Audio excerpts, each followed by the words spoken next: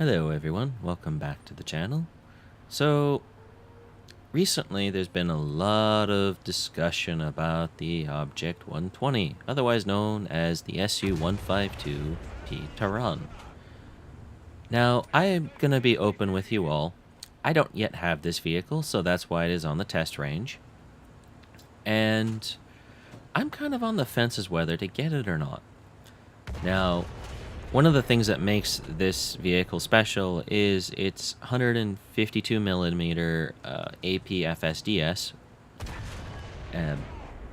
Unfortunately, as you can see in the lower portion of the screen, this round is not available in the test range until you've bought the vehicle. So all I'm playing with are the 152 millimeter Heat FS and 152 millimeter, it appears to be fin stabilized high explosive shells. Now, admittedly, I was surprised by the performance of said shells. So, this is partially due to the way that everyone and their brother is just using the APFSDS shells on their various live streams and YouTube videos that you see on the subject. So I'm not sure if it was due to them shells not really performing as expected, or maybe it was something else. But as you can see, the Heat FS does quite well against some targets. It did reasonably well against that Centurion Mark 10. We're going to load up another shell here against this M60 A1 Rise, now that we've used the high explosive to utterly and completely remove every last shred of that ERA off the front.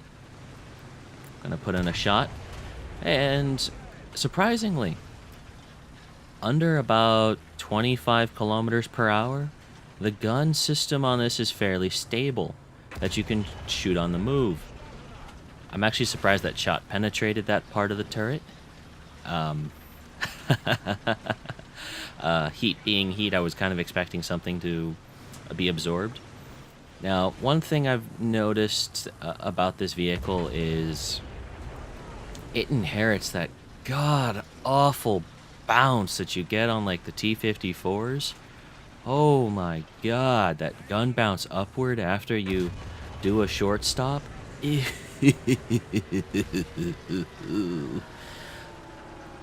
But anyway, that's something you're gonna have to get used to, I guess, regardless of what ammunition you're gonna pick. And as you can see, I'm gonna use a lot of ammunition on this Chieftain Mark 10. I didn't need that much for the MBT. I didn't need much for the Centurion. I didn't need much for the Leopard. This vehicle, I'm going to need a fair bit of ammunition for. Part of it is my aim. Part of it is me not knowing the Chieftain Mark 10 all that well. And the other part is, well, yeah, I don't really know the ammo all that well. What is its little quirks? And part of me is right here trying to really get a good sense for how this vehicle might compare in a head-to-head with me taking very quick shots at the front of this Chieftain. And it's holding up pretty well, both to high explosive and to the heat fin stabilized. It's actually holding up pretty well. So for all those people that are really claiming that the Chieftain is weak, well, yeah, not so much. Now, I will be the first to admit that this being a test range footage and not having the APFSDS is not a complete evaluation of either the Taran or the Chieftain Mark 10 with the Stillbrew armor package. But, and here's the big but, you're about to see the kind of abuse that the front of the Chieftain can take. That's 5 direct hits on the Stillbrew right there. There was good 3 solid hits to the lower glacis, 2 to the upper glacis. It took a fair old beating to put this girl down. Like, damn. It's a survivable tank in the right situations. But I digress. Back to the Taran. Now, is it an amazing vehicle? No. I don't know what people were expecting. I certainly don't know what I was expecting. When I saw this, I was sitting there going, ooh, supersized Object 906. And then all of a sudden, I get the wonderful realization that it doesn't have a stabilizer. That changes things a bit. Part of what makes the 906 so bloody good is that stabilizer. And yes, there's nothing else on this range right now for me to take a shot at, so I'm going to try here. Well, you never know your luck. That one passes harmlessly over the front part of that aircraft. Oh well. Now, this thing's out of ammo, and it was at this point that I began to appreciate one of the great weaknesses this vehicle is going to have. It doesn't have a coax. It doesn't have a pintle-mounted machine gun. It doesn't have a hull-mounted machine gun. Ow. Well, there goes a whole lot of tactical options.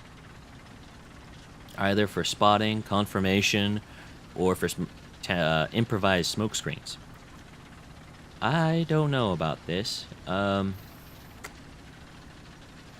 Combined with the almost non-existent armor of half an inch over the back of the turret where all the magazine ammunition is located in 2 pieces, no. And you can't empty that magazine, by the way. All the warheads are in the turret, and all the powder charges are pretty much right next to it, just below the turret, behind the commander's hatch. So if you're looking to take one out, aim there. So I have my opinions now on the lethality of it. It's in some ways better than I thought it was. It's in some ways worse than I thought it was. Now, again, I don't have APFSDS on this thing because it's test range, and, well, I haven't actually bought it. So they won't give that to me. So, since I'm still on the fence about this vehicle, I kind of want to get a feel for how it handles, how the turret rotates, gun elevation, cross-country performance, and, oh boy, the brakes are impressive. The turret time, rotation time, though, feels like a battleship in World of Warships. Oh boy. And this feels like trying to turn the Yamato. No, thank you. Yes, I am purposefully doing a reversed turn here, but that is going to show me more about the mobility and, oh wow, that turret rotation again. It can't even keep up with the slower reverse turn there. No. No. So, it's got bad armor. Its general lateral mobility can't be very good. And by lateral, I mean how it uses anything other than a straight line forward and backward. It's, well, I'm not going to say that this is slow, but it's not fast going uphill. This isn't exactly the greatest incline you will ever encounter in War Thunder. But, oh well, it has wanted. There is definitely something that, if this tank had armor and couldn't be hull broken, it would be kind of nice, is that rear-mounted turret assembly means that, well, if it could survive a hit, and you you must remember that if it could survive a hit, the crew in the fighting compartment would have an additional about 3 meters of space protection from any hits hitting the front of the hull. Unfortunately, this thing will get hull broken by 20 and 30 millimeter shells if done appropriately. Do not adjust your headsets. I have purposefully decided to drive into that tree. I don't think there is any tank that is currently in the game that can mull down that tree, but I wanted to just kind of see, okay, can it make it budge? Okay, if not, how fast can I reverse off of it? Not particularly impressive on that latter part. One thing I say that I am a little impressed is it does handle light debris fairly well once it gets going, and that may be the momentum, but the one thing that it doesn't do is handle intermediate, like that intermediate thickness, like these little bit sturdier houses on Kursk, all that well. You can't push your way past them at low to mid speeds. You need to have speed to be able to push through them. And that's going to complicate things when you get into urban situations with those large stone or concrete pillars and fences that proliferate maps like Eastern Europe and Poland. And without an MG, well, you can either take down the fences around them to lessen the blow, and you can't afford, with only 22 rounds of ammunition, to really pull the trigger to clear these obstacles. So you're either going to have to take the long way around, or you're going to just have to live with being slow. Now, again, I'm not certain that's necessarily a bad thing, considering that this is a glass cannon if there ever was one in War Thunder. But it is something you're going to want to be aware of before taking it out the first time. Oh yeah, and right now, this is an ideal case scenario, the African swallow with a brisk tailwind type of test. It's a nice shallow 15-degree grade here, and there's not much in the way of obstacles. Cross country, we're going to hit a fairly good 45 kilometers per hour reliably, and then it's going to drop off quickly.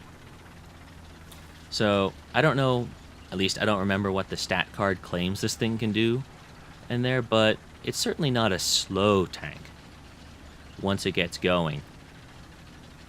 The problem is that you're going to have to overcome that little bit there like you would with the T-54s. And in fact, if you want to know how to drive this thing cross-country wise or across terrain, the T-54s are pretty good practice and a good indication of how the suspension, the engine, and the transmission are going to handle themselves. As for whether or not to buy this, I don't know. I really don't know. This is a hard one for me. I am certainly interested in this machine, but, and there's a big but on that, is that worth the price?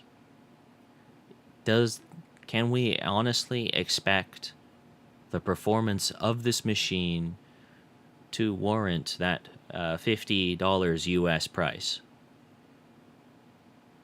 I don't know.